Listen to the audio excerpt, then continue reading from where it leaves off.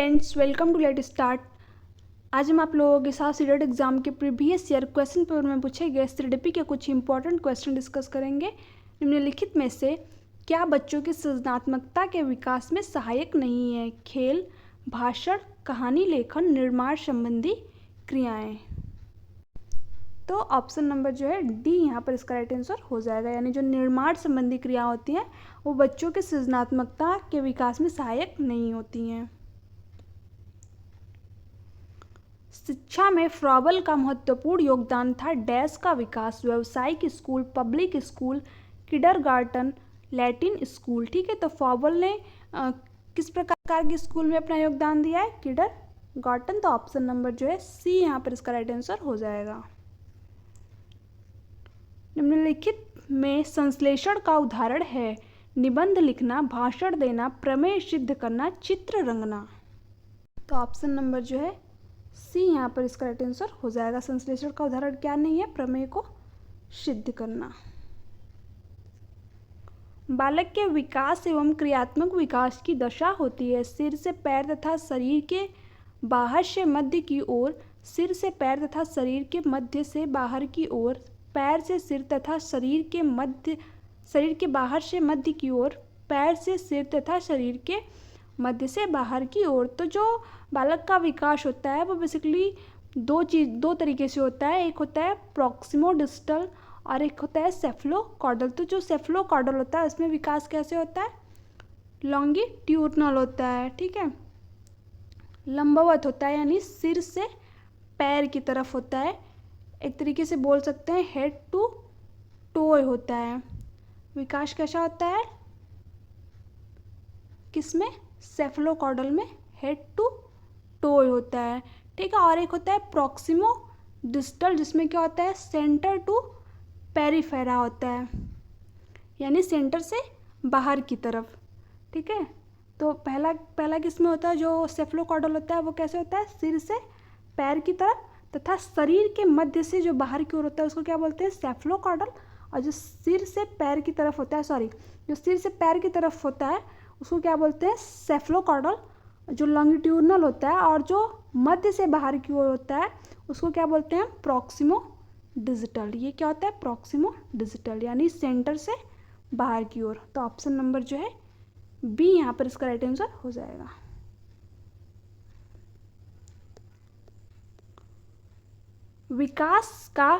बालक का विकास परिणाम है वंशानुक्रम तथा वातावरण की अंतः क्रिया का आर्थिक कारकों का। तो ये जो क्वेश्चन है आप इसको स्टार कर लीजिए, क्योंकि ये बहुत बार पूछा गया है कि बालक का विकास परिणाम है। तो किसका परिणाम होता है? वंशानुक्रम एवं वातावरण का, हेरिडिटी और इन्वायरमेंट का क्या होता है? गुणनफल होता है। तो ऑप्शन नंबर जो है सी यहाँ पर इसका राइट आंसर हो जाएगा। परीक्षा के स्थान पर सतत और व्यापक मूल्यांकन गुणवत्ता मूलक शिक्षा के लिए अधिक उपयुक्त है, क्योंकि इसमें संज्ञानात्मक क्षेत्र का मूल्यांकन किया जाता है, ससंज्ञानात्मक क्षेत्र का मूल्यांकन किया जाता है। मूल्यांकन सतत एवं व्यापक क्षेत्रों का होता है उपयुक्त सभी। तो ऑप्शन नंबर जो है यहाँ पर डी इसका राइट आंसर हो जाएगा। ये भी क्वेश्चन क्या है? इम्पॉर्टेंट है। ठीक है, क्या है? इम्पॉर्टेंट है। नेक्स्ट है, प्राथमिक स्तर पर मातृभाषा में शिक्षा देना बेहतर है, क्योंकि बच्चे में आत्मविश्वास का विकास होता है, अधिगम को सरल बनाएगा, बौद्धिक विकास में सहायता करेगा, प्राकृतिक वातावरण में बच्चों को सीखने में सहायता प्रदान करेगा।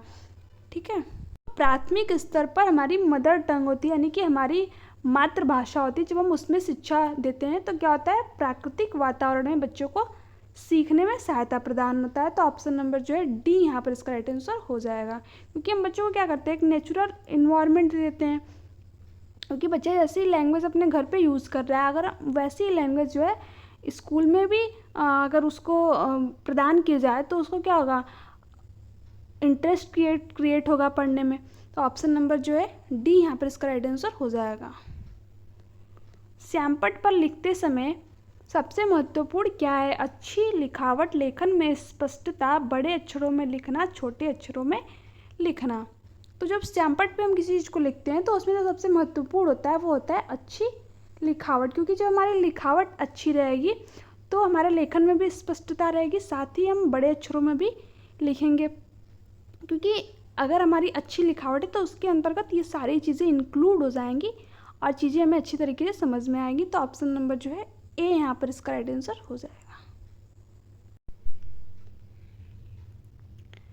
आपकी कक्षा में एक छात्र देर से आता है, आप क्या करेंगे? उसके अभिभावकों को सूचित करेंगे, उसे दंड देंगे, कारण जानने की चेष्टा करेंगे, उस पर कोई ध्यान नहीं देंगे। तो जब बालक कक्षा में देर से आता है तो ऐसे में एक अध्यापक को क्या करना चाहिए? उसका कारण जानने की चेष्टा करना चाहिए। तो ऑप्शन नंबर जो है सी यहाँ पर इसका राइट आंसर हो जाएगा। शिक्षा का उद्देश्य होना चाहिए विद्यार्थियों में व्यावसायिक कुशलता का विकास करना, विद्यार्थियों में सामाजिक जागरूकता तैयार करना, विद्यार्थियों को परीक्षा के लिए तैयार करना, व्यवहारिक जीवन के लिए विद्यार्थियों को तैयार करना। ऑप्शन नंबर जो है यहाँ पर डी इसका राइट आंसर हो जाएगा, यानी विद्यार्थियों को उनके व्यवहारिक जीवन के लिए तैयार करना क्या होना चाहिए? शिक्षा का उद्देश्य होना चाहिए। विद्यार्थियों में अवांछित व्यवहार को परिवर्तन करने में सबसे प्रभावी पद्धति है विद्यार्थियों को दंड देना, अभिभावकों के ध्यान में इसे लाना, अवांछित व्यवहार के कारणों को ढूंढना एवं उपचार का प्रबंध करना, इसकी उपेक्षा करना। तो ऑप्शन नंबर जो है सी यहाँ पर इसका राइट आंसर हो जाएगा।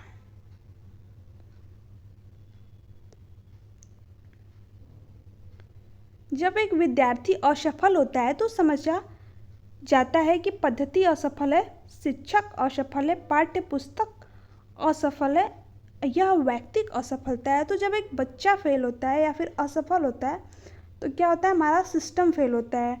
ठीक है, तो ऑप्शन नंबर जो है ए यहाँ पर इसका राइट आंसर हो जाएगा। किसी विद्यार्थी की सबसे महत्वपूर्ण विशेषता है उत्तरदायित्व की अनुभूति, ईमानदारी, सहभागिता, आज्ञाकारिता। तो किसी विद्यार्थी की सबसे महत्वपूर्ण विशेषता क्या है? आज्ञाकारिता, यानी कि ऑप्शन नंबर जो है डी यहाँ पर इसका राइट आंसर हो जाएगा। आप किसी कक्षा में पाठ पढ़ाते हैं और एक विद्यार्थी विषय से असंबंधित एक प्रश्न पूछता है, आप क्या करेंगे? उसे असंबंधित प्रश्न पूछने की अनुमति देंगे, उसे असंबंधित प्रश्न पूछने की अनुमति नहीं देंगे, उसे गैर अनुशासित समझकर दंडित करेंगे, कक्षा के बाद प्रश्न का उत्तर देंगे। तो इसका जो सबसे सही आंसर है वो है कक्षा के बाद प्रश्न का उत्तर देंगे। यानी जब बच्चा जो हम पाठ पढ़ा रहे हैं उससे जो है असंबंधित प्रश्न पूछता है, यानी जो उस पाठ से रिलेटिव नहीं है, तो ऐसे में क्या करना चाहिए एक शिक्षक को कि उसको कक्षा के बाद में उस प्रश्न का उत्तर देना चाहिए। ठीक है, एक सामान्य 12 वर्ष की आयु में बच्चे में सबसे अधिक होना संभव है। कुल प्रेरक समन्वयों में कठिनाई, वयस्कों को खुश करने के बारे में दुश्चिंता की अनुभूति, अब यहाँ में उसकी रुचियों को सीमित करना, समकक्षी के अनुमोदन के लिए बेचैनी। तो ऑप्शन नंबर जो है डी यहाँ पर इसका राइट आंसर हो जाएगा।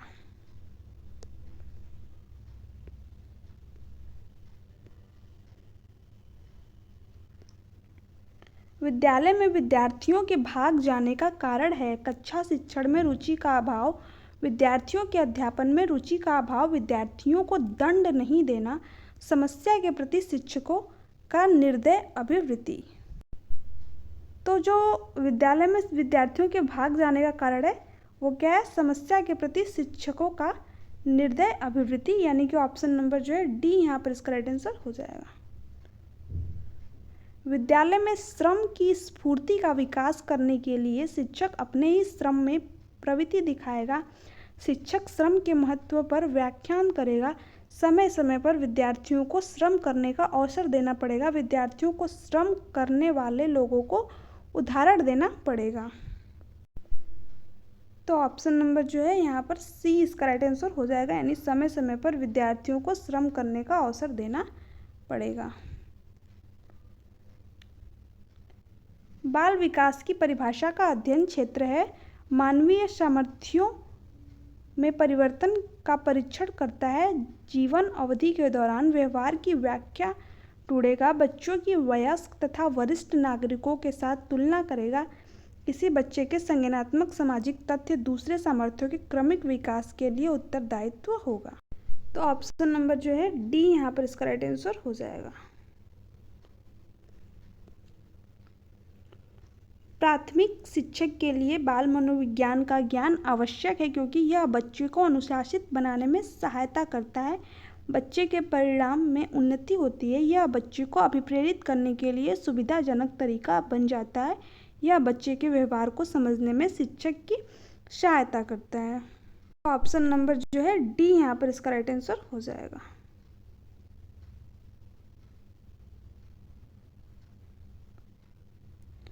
मानवीय मूल्यों जो प्रकृति में सार्वत्रिक हैं के विकास का अर्थ है मात्रारोपण, अंगीकरण, अनुकरण, अभिव्यक्ति। ऑप्शन नंबर जो है डी यहाँ पर इसका राइट आंसर हो जाएगा। इसमें क्या पूछा है? मानवीय मूल्यों जो कि प्रकृति में सार्वत्रिक है, विकास का अर्थ है अभिव्यक्ति। अपने विद्यार्थियों को समझने के लिए एक शिक्षक में अच्छी जानकारी होनी चाहिए। बाल मनोविज्ञान की बच्चों को समझने की प्रवृत्ति विषय वस्तु के प्रति विद्यार्थियों के मत की उपयुक्त सभी। तो जो एक शिक्षक होता है वो अपने विद्यार्थियों को समझने के लिए उसके अंदर ये सभी ही क्वालिटीज़ होनी चाहिए। तो ऑप्शन नंबर जो है डी यहाँ पर इसका राइट आंसर हो जाएगा। निम्न में से किस स्तर में बच्चे अपने समकक्षीय वर्ग के सक्रिय सदस्य बन जाते हैं? ये जो है मोस्ट इम्पॉर्टेंट क्वेश्चन है क्योंकि यहाँ ये जो है बहुत बार पूछा हुआ है और हमेशा पूछता ही है। तो आप इस क्वेश्चन को ज़रूर पढ़ के जाइएगा। तो ऑप्शन दिया हुआ है किशोरावस्था, वयस्कावस्था, पूर्व बाल्यावस्था, बाल्यावस्था। ठीक है, तो किस अवस्था में बच्चे अपने समकक्षीय वर्ग के सक्रिय सदस्य बन जाते हैं? किशोरावस्था के अंतर्गत। ठीक है, तो ऑप्शन नंबर जो है ए यहाँ पर इसका राइट आंसर हो जाएगा। मनोचित्रण का संदर्भ है अर्थग्रहणता को बढ़ाने के लिए एक तकनीक, जोखिम भरे कार्य करने के लिए कर्म योजना, मन का चित्र खींचना, मन के कार्य का अन्वेषण। तो ऑप्शन नंबर जो है डी यहाँ पर इसका राइट आंसर हो जाएगा, यानी मनोचित्रण का संदर्भ है मन के कार्य का अन्वेषण। ठीक है, बालिका शिक्षा को महत्ता देना उचित है क्योंकि बालिकाएं बालकों से अधिक बुद्धिमत्ता होती हैं, बालिकाएं बालकों से अल्पसंख्या होती हैं। अतीत में बालिकाओं को बुरी तरीके से विभेदित किया जाता था। किसी सामाजिक परिवर्तन के नेतृत्व में केवल बालिकाएं ही समर्थ होती हैं। तो ऑप्शन नंबर जो है डी यहाँ पर इसका राइट आंसर हो जाएगा। विकास शुरू होता है उत्तर बाल्यावस्था से, प्रसव पूर्व अवस्था से, शैशवावस्था से, पूर्व बाल्यावस्था से। ठीक है, तो ये भी जो है बहुत ही इंपॉर्टेंट क्वेश्चन है, तो आप इस पे भी स्टार लगा लीजिएगा क्योंकि ये जो है प्रीवियस ईयर में बहुत बार पूछा हुआ है। ठीक है, जो हमारा डेवलपमेंट होता है वो कब से स्टार्ट होता है? प्रसव पूर्व अवस्था यानी कि माँ के गर्भ से स्टार्ट होता है और कब तक चलता है? जब तक हमारी मृत्यु नहीं होती, यानी उम्र टू टुम्र चलता है, जन्म से लेकर मृत्यु तक चलता है। ठीक है, तो ऑप्शन नंबर जो है बी यहाँ पर इसका राइट आंसर हो जाएगा। बहुविध बुद्धि सिद्धांत के अनुसार सभी प्रकार के पशुओं, खनिजों और पेड़ पौधों को पहचानने और वर्गीकृत करने की योग्यता क्या कहलाती है? तार्किक गणितीय विधि, प्राकृतिक बुद्धि, भाषायिक बुद्धि, स्थानिक बुद्धि। तो जो हॉवर्ड गार्डनर थे उन्होंने मल्टीपल टाइप ऑफ इंटेलिजेंस दिया। उसमें क्या है, बहुत प्रकार की उन्होंने कहीं कहीं पे 7 तो कहीं कहीं 8 11 प्रकार की जो है बुद्धि जो है देखने को मिल जाती हैं, लेकिन जो एनसीईआरटी द्वारा गिवन है वो कितनी है? 8 प्रकार की बुद्धियाँ। ठीक है, तो आपको ये चीज़ें यहाँ पे ध्यान में रखनी है। तो यहाँ पे क्या दिया हुआ है?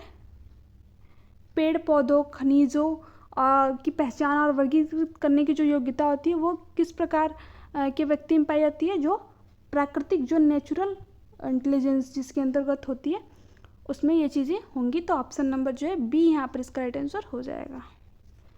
चिंतन अनिवार्य रूप से एक संज्ञानात्मक गतिविधि है। मनोगतिक प्रक्रिया, मनोवैज्ञानिक परिघटना, भावात्मक व्यवहार। जो हमारी थिंकिंग होती है, ठीक है, वो कहाँ पर होती है? हमारे माइंड में होती है, हमारे संज्ञान के अंतर्गत ही होती है। तो ये क्या है? संज्ञानात्मक गतिविधि है। तो ऑप्शन नंबर जो है ए यहाँ पर इसका राइट आंसर हो जाएगा। प्याजे के अधिगम के संज्ञानात्मक सिद्धांत के अनुसार वह प्रक्रिया जिसके द्वारा संज्ञानात्मक संरचना को संशोधित किया जाता है क्या कहलाता है? प्रत्यक्षण, समायोजन, समावेशन, स्कीमा। ठीक है, तो ये भी जो है मोस्ट इम्पॉर्टेंट क्वेश्चन है, क्योंकि ये भी बहुत बार पूछा हुआ है और यहाँ पे जो है बहुत कन्फ्यूज़न भी होता है, क्योंकि प्याजे के द्वारा जो है जो वर्ड दिए गए हैं उसमें मोस्ट ऑफ देखा गया है कन्फ्यूज़न देखने को मिलता है। एक होता है अकोमोडेशन, एक होता है असिमिलेशन। ठीक है, जिसको कि हम हिंदी में क्या बोलते हैं? समायोजन और समावेशन। तो जो समायोजन होता है इसको हम क्या बोलते हैं? अकोमोडेशन। ठीक है, और इसको क्या बोलते हैं? असिमिलेशन। तो जो हमारा असिमिलेशन होता है उसके अंतर्गत हम क्या करते हैं? किसी भी जानकारी को जस्ट ऐड कर लेते हैं अपनी स्कीमा में। बट जो हमारा अकोमोडेशन होता है उसमें क्या करते हैं? हम जानकारी को मॉडिफाई, संशोधित करके अपने स्कीमा में जो है भरते हैं। तो यहाँ पे क्या दिया हुआ है कि संज्ञानात्मक संरचना में संशोधित किया जाता है। ठीक है, तो इसका राइट आंसर क्या हो जाएगा? समायोजन। आप एक चीज़ ध्यान रखिएगा, जब हम किसी जानकारी को जस्ट ऐड कर लेते हैं तो वो वहाँ पर क्या होगा? समायोजन या समावेशन, यानी कि असिमिलेट कर लिया हमने, किसी चीज़ को डायरेक्ट भर लिया। बट अगर हमारी जो जानकारी है उसमें मॉडिफिकेशन हो गया, संशोधन उसमें हो गया, तो वो किस में आ जाएगा? समायोजन, अकोमोडेशन के अंतर्गत आ जाएगा। तो आपको ये चीज़ें यहाँ पर ध्यान में रखनी है। तो यहाँ पे क्या दिया हुआ है? संशोधन, तो वो किसके अंतर्गत आएगा? अकोमोडेशन, यानी कि समायोजन। तो ऑप्शन नंबर जो है बी यहाँ पर इसका राइट आंसर हो जाएगा। विज्ञान एवं कला प्रदर्शनी, संगीत एवं नृत्य प्रस्तुति तथा विद्यालय पत्रिका निकालना डैश के लिए है। शिक्षार्थियों का सृजनात्मक मार्ग उपलब्ध कराने, विभिन्न व्यवसायों के लिए विद्यार्थियों को प्रशिक्षित करने, विद्यालय का नाम रोशन करने, अभिभावकों को संतुष्ट करने। तो ऑप्शन नंबर जो है ए यहाँ पर इसका राइट आंसर हो जाएगा। कोहल वर्ग के अनुसार सही और गलत प्रश्नों के बारे में निर्णय लेने में शामिल चिंतन प्रक्रिया को कहा जाता है। ठीक है, तो ये भी जो है इम्पॉर्टेंट क्वेश्चन है। जो क्वेश्चन है मैंने उसको खुद ही हाईलाइट किया हुआ है, फिर भी एक बार लिख देते हैं कि जो है इम्पॉर्टेंट क्वेश्चन है। सहयोग की नैतिकता, नैतिक तड़कड़ा, नैतिक यथार्थवाद, नैतिक दुविधा। ठीक है, तो इसमें जो इसका राइट आंसर है वो हो जाएगा ऑप्शन नंबर बी, क्योंकि यहाँ पे क्या सही और गलत का जो है प्रश्नों के बारे में बच्चा जो है निर्णय ले लेता है। तो ऑप्शन नंबर बी यहाँ पर इसका राइट आंसर हो जाएगा। तो जो प्याजे हैं, कोहल वर्ग या फिर वाइगोत्स्की हैं, इनसे जो है हर प्रीवियस ईयर जो प्रैक्टिस सेट है उसमें 2 से 3 क्वेश्चन जो है मैक्सिमम पूछा ही हुआ है। तो आप इन जो तीनों साइंटिस्ट हैं इनको ज़रूर से ज़रूर पढ़ के जाइएगा। ठीक है, तो ये थे आज के कुछ CDP के 30 इंपॉर्टेंट क्वेश्चन। अगर आपको वीडियो अच्छी लगी तो चैनल को सब्सक्राइब कीजिए, वीडियो को लाइक एंड शेयर कीजिए। Thanks for watching me.